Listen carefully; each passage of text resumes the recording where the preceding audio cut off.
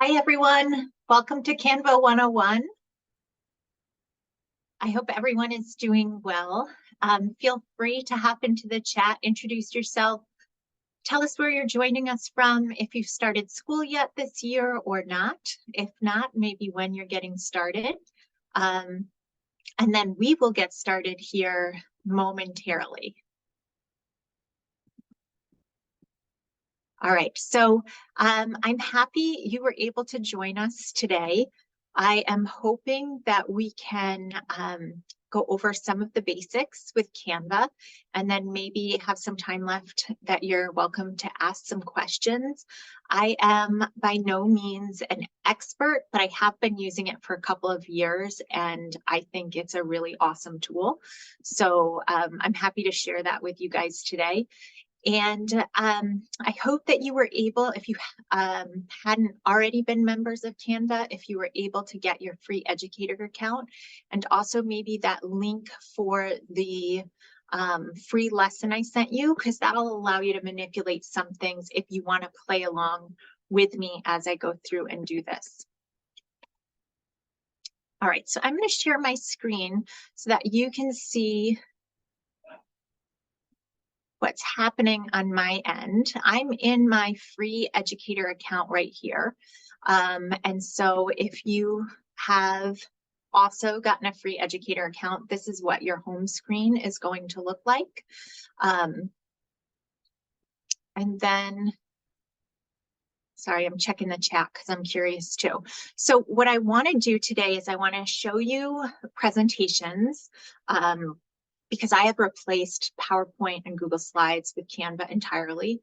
And some of the things you can do with presentations. I'd like to show you how handouts might work in Canva, how you might be able to create some of your own materials and maybe get students in on Canva also.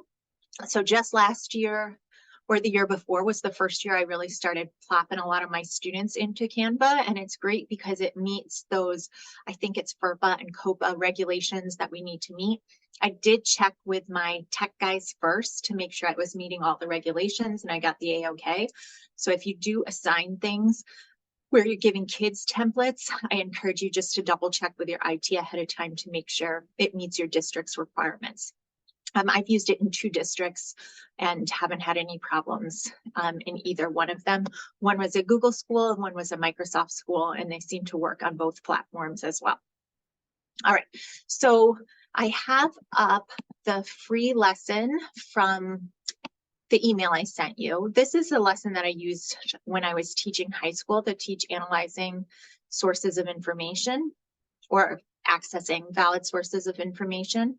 So in it, if you're following along with me and you kind of want to try this stuff at home, you can go to page 5, which is the table of contents. And I'm going to click on this link and hopefully it works. It should open a Canva template for me. I didn't want to do it ahead of time because I kind of wanted you to see what a template looks like.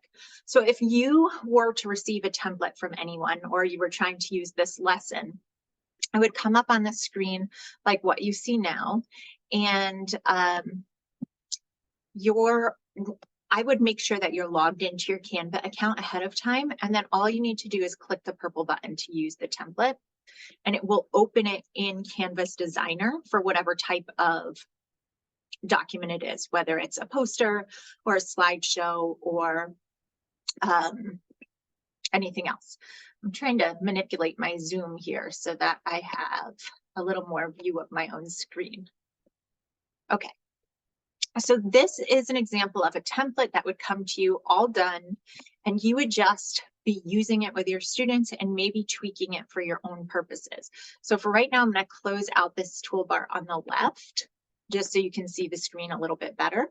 To give you an idea of how to navigate here, down at the bottom, there is a toolbar that allows you to zoom in, which can help when you're actually designing. But if you wanted to just go ahead and take and use this slideshow exactly as it was, you could just go down to this 2-sided arrow and that's going to open up that slideshow for you to use. And then you can advance through slides just as you would, you know, in PowerPoint by clicking the right side of the screen or your right arrow to move through the slides. On the screen, you see the CRAP test. That's the test I use, kind of the model I use to teach kids how to access valid sources of health information. Now, let's say I wanted to use this, but I wanted to change something about it. So you always have the option to go in and edit, and these are all separate elements. So if I click on this, it's just like a text box in Google Slides or in PowerPoint. I could adjust the font. So here is my font size. So I could make that smaller or bigger. I could change the color here by clicking on any color that I wanted. I could make something bold or italicized if I wanted to do that. And I can play with text too. So let's say I really wanted this part to stand out. I could go to effects and I could lift it off the screen, or I could add shadow, or I could do any number of these effects on the side. So those are kind of all on my toolbar up top.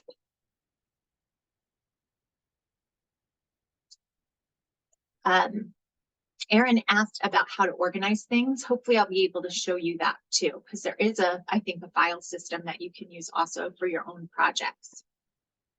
So you can manipulate text. Let's say you wanted to add a picture into this. I'm gonna move my computer over because I can't see my screen here. Okay, so I could go to this Elements tab, and let's say my kids are searching on laptops, so I want to add a laptop to this design, so I can search there. And this is what I love about Canva. So this has a huge number of things for me to choose from as far as images. So I could limit it to graphics or photos if I wanted to. So if I was looking at graphics, I could just pick one of these. And then when I go to apply it, I just click it and it shows up. And I can drag it around much like I would with any other tool that we're using. I can resize it by grabbing that side arrow. I can use the tilt to kind of change it. And depending on what image you grab, you may also be able to change its colors.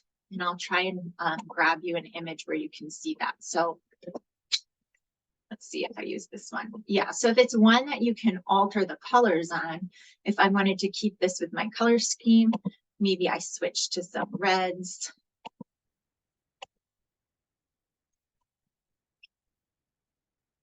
And I can adjust that color scheme if I want to. So there's some fun stuff to play with if you want kind of images in there. If you wanted to turn this into a Google slideshow because you're on the Google platform. Sorry, I gotta move myself around here. I can do that. This share button gives me lots of options, printing, downloading, any number of things I want to do here. So if I click more, you're going to notice a couple of options that are going to show up. So I could decide that I'm going to download this as a Microsoft PowerPoint, or I'm going to add it to my Google Drive, and I have the options to do that if I need to. However, if I wanted to, like, let's say I'm using Google Classroom and I want my students who are absent to be able to access this slideshow, one of the easiest ways to do that is by clicking this button for a view only link. Then I can copy this link and I can insert that link into my learning platform, into a handout. If I have an interactive handout, I could send it home or to a student via email. And that copy, that view only link, if I open a new window here and got all these toolbars I've got to slide around and I paste the link here, you can see that in the view only, it's only going to let students view it. They can't edit, they can't mess with any of my work, so they can just advance through the slides. So that's a nice way to be able to share it with students who might be absent, or if you just like to keep your student resources available. That view only link, I think, is one of the fastest ways to do that. That's what I use with my students. My school uses Canvas, and so I put those links right into the announcements of my Canvas learning management system, so my students can access it there. In present mode, when you're actually presenting with your students, Canva has some fun, silly things you can do using keyboard shortcuts, and I'm going to share a link for those keyboard shortcuts with you. But I have a lot of group activities in my class. So for example, in this lesson, students end up working in groups on a particular case study. And if I want to give them 5 minutes to work on that case study, I can simply press a number and a timer is going to show up. I can change that by adding minutes or subtracting minutes. If I want to add some music to it, I can choose a music selection. And then when I start this timer, it's also going to play music for me. Now I'm not sharing my sound, so you probably can't hear it, but you could add music at any point. And then let's say your timer runs out and you want to regroup with your students, but they're really chatty because they're really involved in the task. If I press Q on my keyboard, that little emoji comes up. And again, I'm not sharing sound, but it also has a shh sound that comes up as well. Let's say we are doing this as a jigsaw activity. So after kids worked in groups, now they're sharing out and someone gives a really fantastic answer. I can press the C button and throw confetti because they did such a great job. Let's say we're going to have a side conversation. I want them to stop focusing on the screen and just focus on the conversation. I can press the B on my keyboard to blur my screen. So there's a bunch of fun things you can do within the presentation itself. There's a mic drop, there's a curtain call, there's a drum roll, which I use like right before we're going to reveal what the right answer to a question is. So there's a lot of fun things within that present mode on its own. The other thing that is fantastic about Canva, and this is a new feature, is if you go to their Magic Assistant, which is this little icon in the bottom right, there's all sorts of cool things it does. It does have AI at this point, so you can like start from a blank presentation and you could type into Magic Design, create a presentation about analyzing valid sources of health information, and it would create you an entire presentation. I just went to a Canva training from Canva educators where I saw that in action. I am such a design from scratch person, but it is pretty neat. The only advice that they continually gave with the AI assistance was to make sure that once it's created, you go through each and every piece and make sure it suits your needs and that it's appropriate for what you're doing. I pulled up the Canva Assistant though, because just this past year, Canva added a translate feature. And this is pretty amazing. This year I had several students who had joined us from the Ukraine. Some spoke exclusively Russian, some spoke exclusively Ukrainian, and were very new English language learners. And so initially, I was taking my designs out of Canva. I was copying and pasting text into something like a Google Doc so that they would be able to access the materials in their native language. And then I found this out. So I can go to translate to, and if I wanted to do Ukrainian, I just select that and I can either apply to this current page or I could apply to all pages. I'm just going to show you how it works for this one page. If you notice, I have 500 opportunities to translate in the month. So it is limited, but 500 is quite a bit. So then I'm going to say translate. And now what I have is my original slide in English, followed by my slide in Ukrainian. And it doesn't change the formatting. So even though there might be more characters in Ukrainian than in English, it changes the formatting so that it still fits the design that you created in English. This was a game changer for me because it made things a lot faster, making sure that I accommodated students' needs. So that's the gist of presentations. If you have questions about presentations, I'll also show you how you can create from scratch, but I just wanted to show you some of the basics first. Martin asks, is there 500 total or per language? So it's 500 total. And the timeline is the month. So like today is August 17th. And if you, I'm not sure if you can see it, but at the bottom left of my screen, it says I have 499 uses left because I used it once. And that will refresh on September 17th. So I can, that's quite a few, opportunities to translate.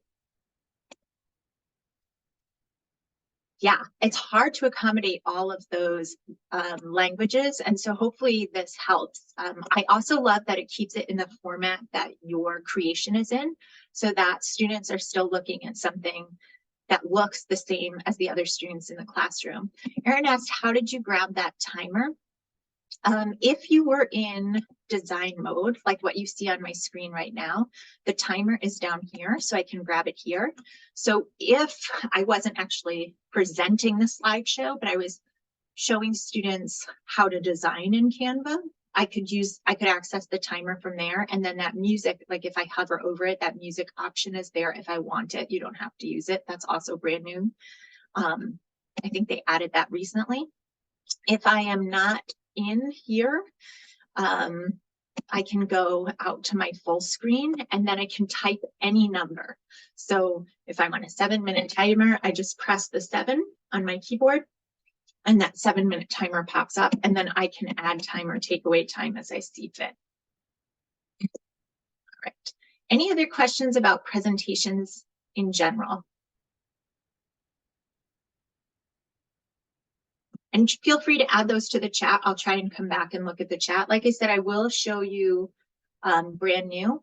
Erin, before you had asked about like how you can file things. So under file, once you have something open, you can, first of all, you can rename here. So if I wanted to say like 2023 symptom checker, so I know that this is this year's activity, I can just type in that. That's renaming my document.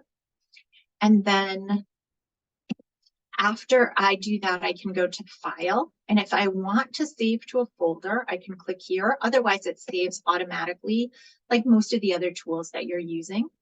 And if I want it to go in opening days, I can. Or if I wanted to create a new folder down here, I can simply click create new. And this I use in my substance abuse prevention. So I could title the folder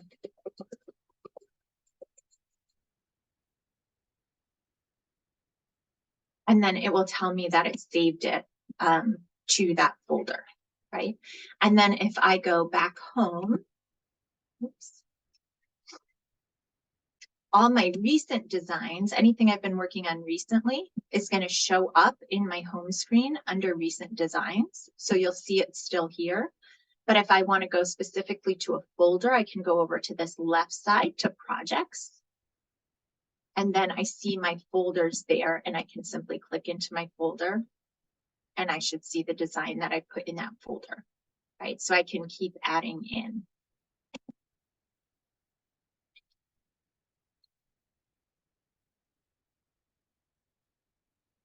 Oh, so Kelly's asking about kind of the intent here. So I showed you one of my free lessons because I thought it would be helpful to see how you can modify, change, and then it's a full presentation. So I can show you some of the bells and whistles of presenting.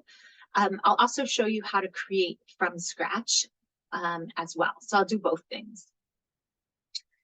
So I think I have to pull up my design template again. I should have opened that in a new window.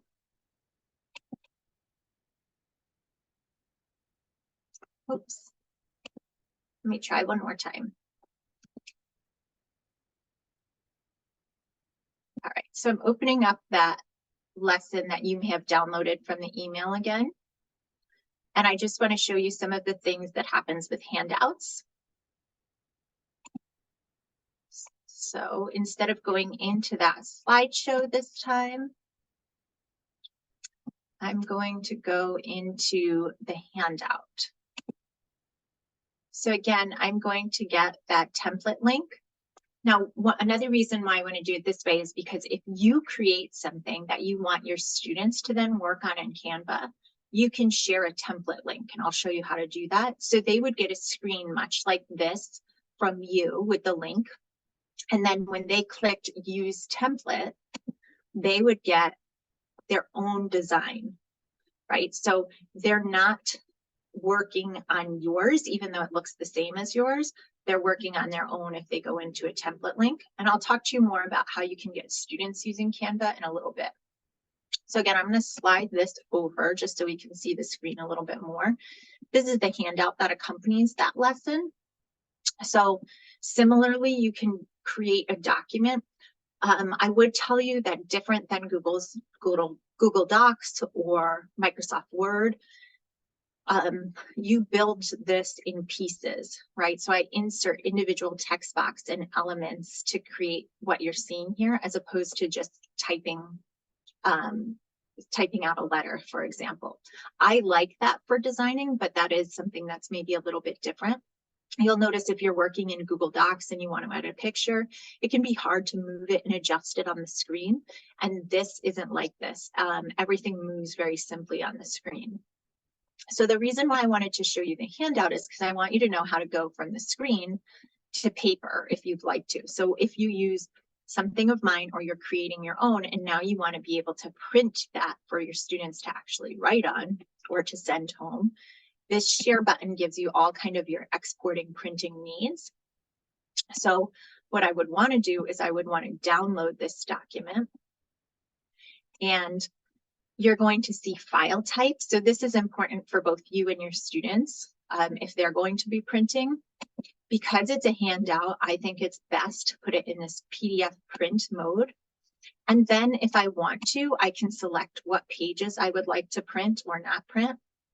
Or I'm sorry, rather download. You can't print directly from Canva.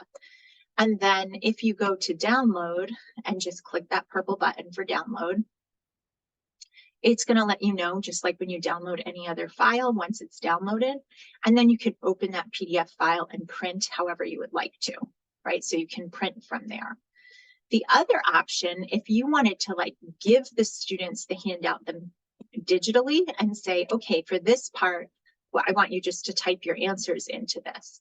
You could instead share what's called a template link. So again, I go to that share button and I'm going to look for the word more.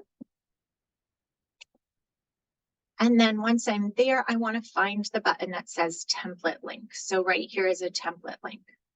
If I copy this link, now I can include that in, for example, my school uses Canvas or your Google Classroom. And then students will open that template link just like I just showed you how we opened this one. And then if they wanted to put their answers in, they could go to text, right? Or they can simply, on the actual document themselves, they can type a letter T and a text box will automatically show up. Again, just like we did with the presentation, we can change what type of font we're using, whether we want it to be all caps. Right now that's locked in caps, so I can switch it so it's in lowercase. And now the students could just type their answer, so they might say, I think this condition is asthma, right? Whatever they think their answer is, they could, of course I pick asthma to spell while I'm presenting. They could put their answers there for you, and then they could download that PDF and share it with you if you wanted it to be a digital activity. If your school uses Kami, if you download the PDFs, they can open the PDF and type right into it in Kami if they want it to be a digital activity, or you can print it out and have it be a hard copy activity where the kids are typing.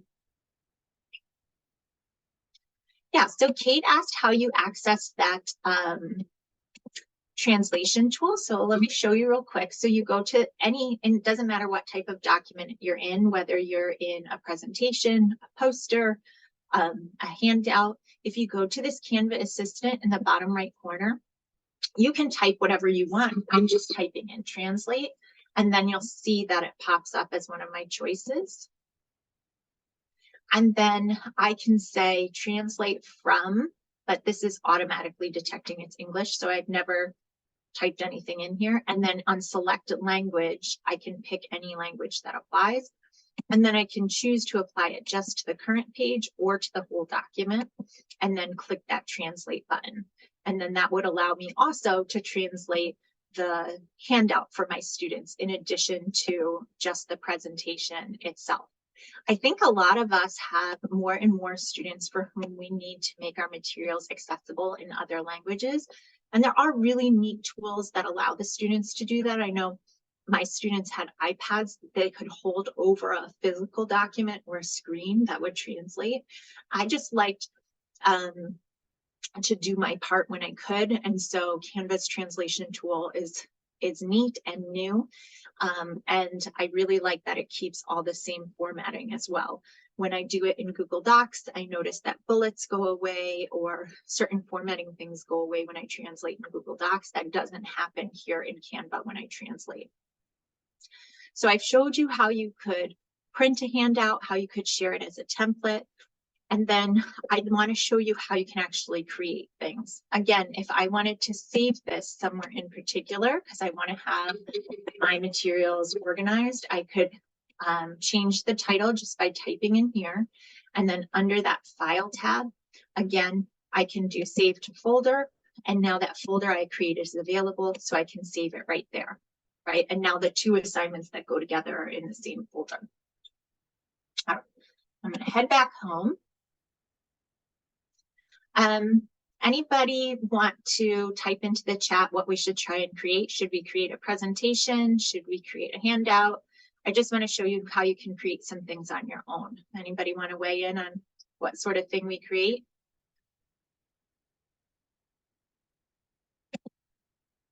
All right, Martin says a handout. So in the upper right-hand corner, you can go to create design, or you can choose something from this sliding toolbar. I'm just going to show you a couple things that I've noticed. So I use,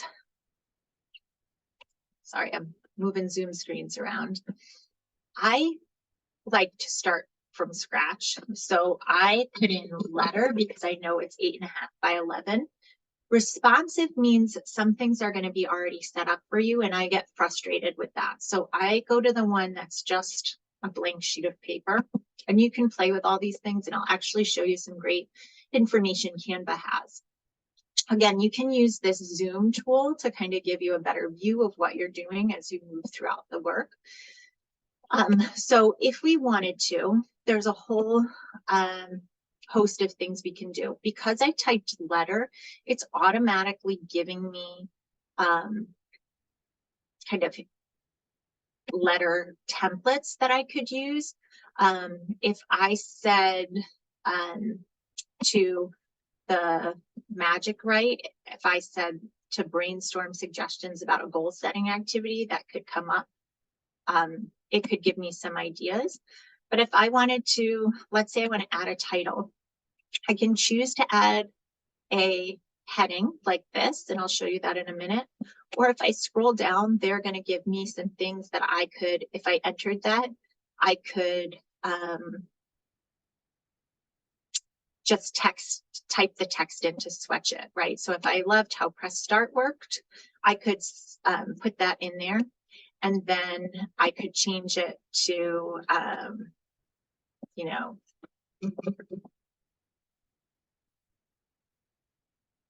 I could change it to SMART goals, right? Alternatively, if I just wanted to manipulate it all myself, I could choose add a heading, and I could give myself the same title, right? And I could choose which one of those things I liked better.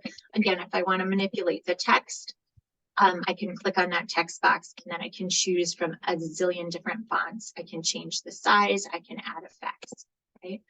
So let's say I wanted to build something where my students had the acronym for SMART goals, and then they had to come up with a SMART goal themselves, right? So I could have SMART goals as my heading, and then if I wanted to add some other text, I chose this part of text.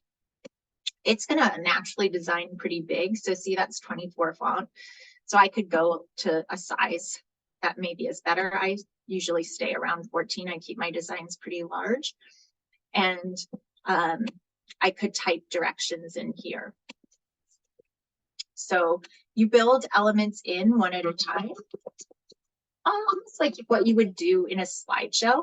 And then let's say I don't want that in the center, I'd like it on the left. This little button here can change alignment for me to all the different sides I wanted in. And then I could type in, you know, whatever directions I wanted. If I wanted them to set a goal about physical activity, and so I wanted a picture in there, I can click on the Elements tab. I can type in physical activity and see what I get in graphics. And then I can slide down through to see what I get. And you know, maybe I like these kids riding bikes, so I'm going to put them down in the corner over here, right? If I want to see the whole text or the whole sheet, I can kind of zoom out so I can see how things are going.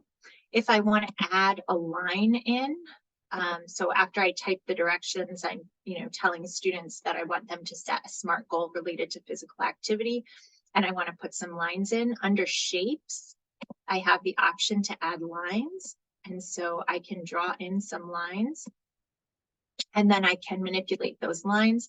I can change kind of the style of those lines. I could make the line bigger or smaller as far as line weight. So if I wanted it a little skinnier, I could do that. Or if I wanted it, you know, really thick, I could go higher. However I wanted to change the lines. And then I can duplicate those lines much in the way that you would with your other devices. So like I use, because I'm on PC, a Control-C to copy, and then I can do Control-V to paste. And you can also right click to do the same thing to kind of create those lines on your paper. Again, you could, once you have the type of handout that you want, you could go share, download, and you could decide to download it as a PDF. So you could print it and give it to your students as a physical handout. Or if you wanted to, you could go to a template link instead. So if I go to more, I can choose that template link and then copy that link and put it into my learning management system. And then the students could type directly into their own template and share that with me as well. If students are working on something together and they want to work on the exact same document, like a shared document in Google Docs, they can share it with someone. So they could add an email address here and share it with that person. And then they could both work simultaneously on that document, that poster, that PowerPoint, it's not a PowerPoint, that presentation together. And so you can create from there. You can also add in additional elements, like if you wanted to take a picture of your own and upload it, you can do so. So if you had a model that you were working with or something you wanted to, you can upload files directly from your device.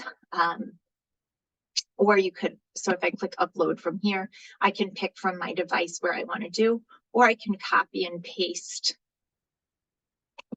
images into the design as well. And then they would show up in my upload files.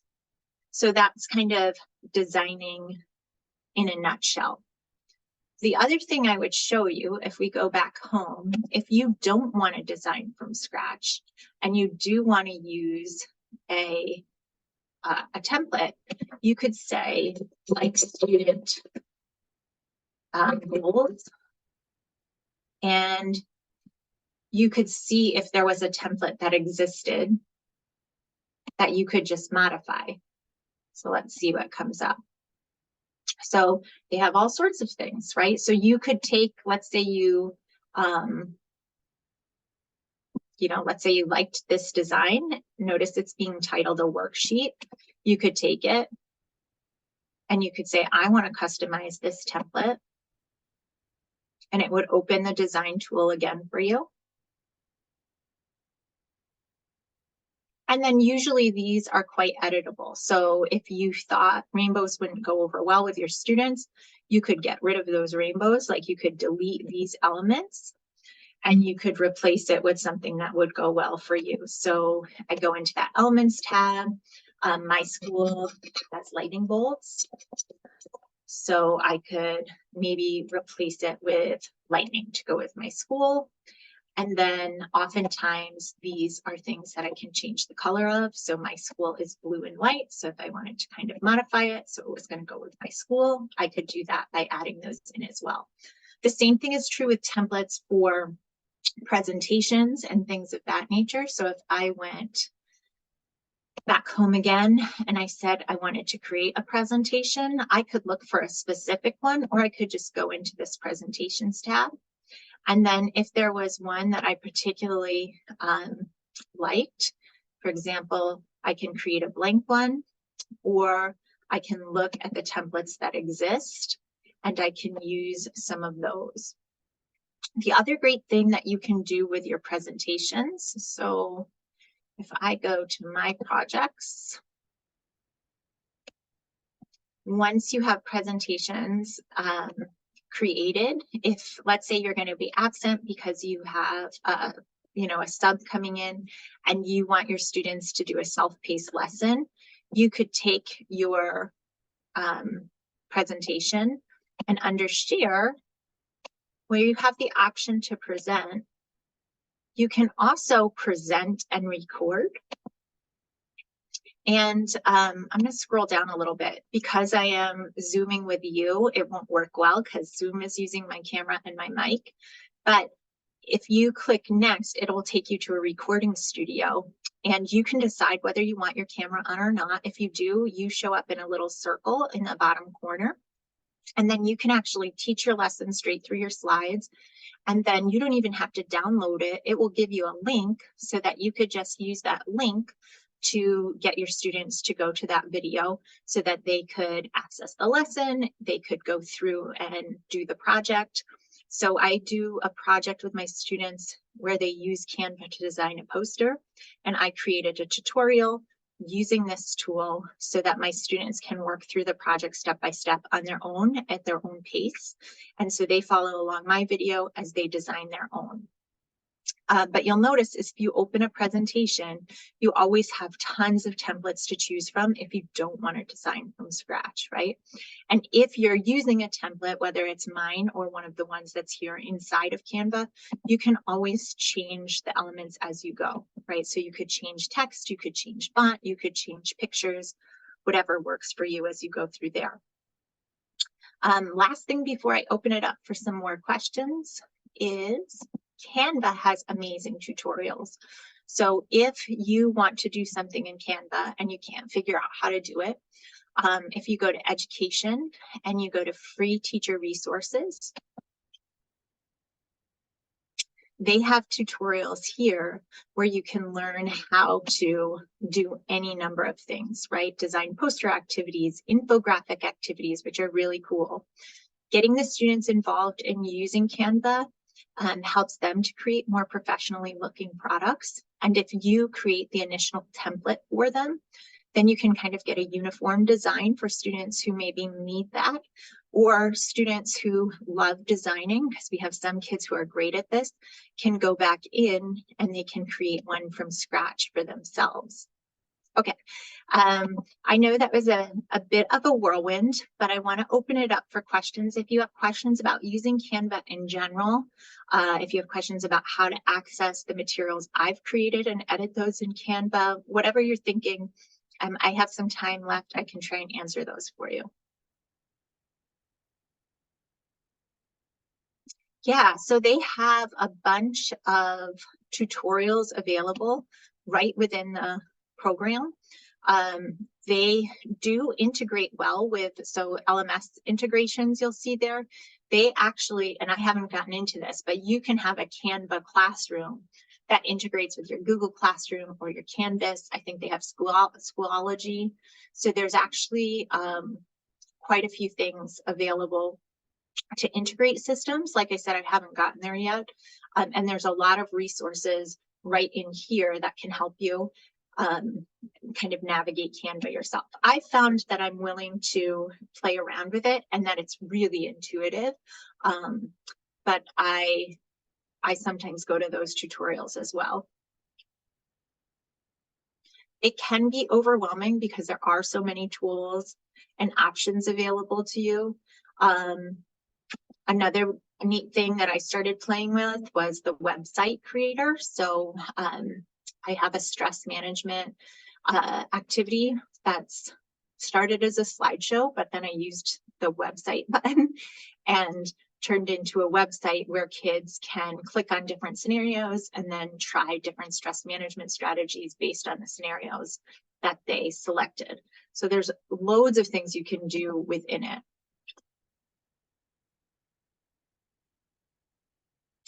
Yeah, so you can, there are like Canva schools apparently, but you can just include the link. So my school uses Canvas and Microsoft.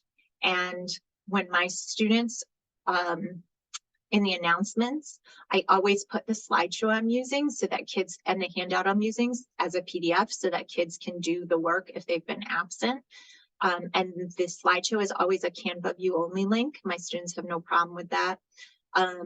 The one thing I would tell you, if you're going to have students design on Canva, so you're going to give them a template link, I would tell you just to double check with your IT to make sure it meets your school's requirements, but they do pride themselves on meeting the national laws.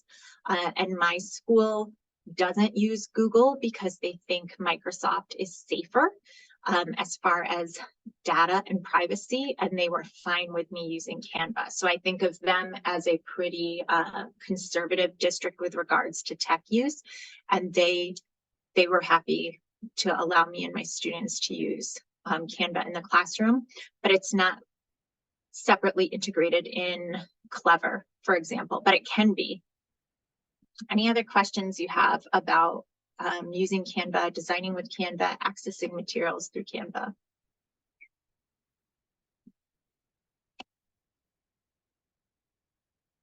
Super easy to upload and embed videos into Canva. So for example, you could just take, let me open it, one of the slideshows again.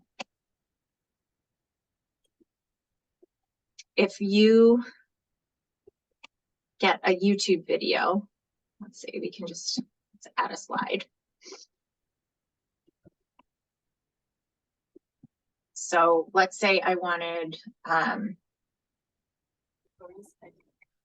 can you keep the links active? Yeah. So if I take,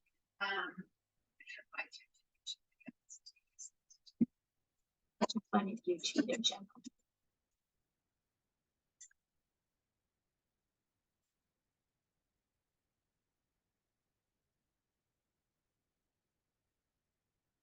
Hopefully something appropriate comes up. We'll see here. It's a risky move on my part.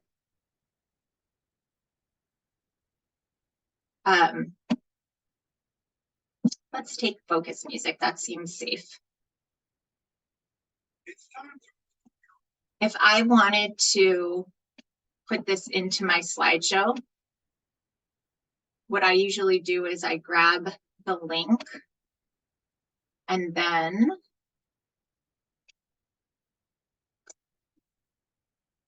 if I put, all I did was Control V to paste the link, and now that video is actually embedded so that kids could, in slideshow mode, if they were viewing it themselves, it will just play, or if you were wanted to show them something, it would play automatically. Oh, Kelly's asking how we got my presentation into Canva. So Kelly, I can show you again real quick. So what I did was I took the PDF Oh shoot, I did it again. My computer loves to open in Edge, and I really prefer Chrome. And I know I can change that setting. It's one of those things I just don't do. So if you were going from like the PDF document that you get from me and you want to edit or use it inside of Canva, all you do is you click that editable link. I would do that once you're already signed into your Canva account. Then you click Use Template, and it will open it in Canva in the designer where you can edit it. This is essentially the same thing as when you get a forced copy from someone with Google.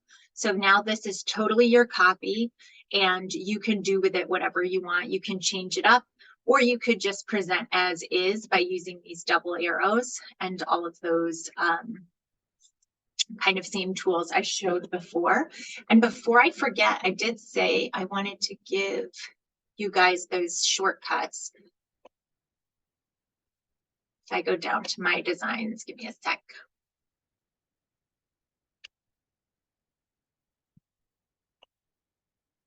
So just to show you how this view only link works, this is kind of a quick guide to those different shortcuts that there are. And if I wanted you guys to have this right now, I can go to share, view only link, copy it, and I can put it right here in the chat for you guys. And now you guys could open that link and you would have that with your shortcuts. What I will probably do is send you a PDF of that as well, though, in case that's helpful for you. I really love the shortcuts, and I don't know why, but the cue for quiet with the little emoji saying shh works so much better than me telling them to be quiet. Maybe it wouldn't if I used it too often, but I love it. I also love confetti and drum roll. Those are the ones I use the most. And the timer, I can't get enough of. The timer is fantastic, and I'm kind of excited they added music to it as well. Okay, so we looked at how you could edit an existing presentation as well as how you could create one. We talked about how you could share that view only link with your students, or how you could download it as a PowerPoint or save it to your Google Drive. I showed you the shortcuts from presentations, as well as how you can use Canva's Magic Assistant to translate. I showed you how to access handouts as templates and maybe share them using the template link with your students if you wanted them to work in Canva itself, as well as how you could download it as a PDF so that you could print it and your students could use it there. I did a really quick share of how you could create using Canva and tried to point out the tutorials that Canva has available for you right on the platform itself. I hope that's helpful. I know sometimes it's overwhelming to start a new tool. I feel like Canva is way more user-friendly than a lot of the other tools that I use. So that's one of the reasons I like it. The shortcuts that I just sent you, Martin, that's a view only link. But here, just so you get the idea that why don't I share it with you as a template? When I share it, so you'll notice right now that view only link, all you can do is look at it. You can't print it. You could bookmark it, but you can't edit it. It's just literally view only. That's all you can do with it. When I choose to give you a template link, if you click on that one, now it's going to come up. It's going to say that I shared something with you, and you'll have a purple button to use the template. And then you could modify this, or if you wanted to print it out yourself, you could, in your Canva account, go in, click download, make sure it will oftentimes, if you have a lot of images, try to save it as a PNG. I always do PDF and then download.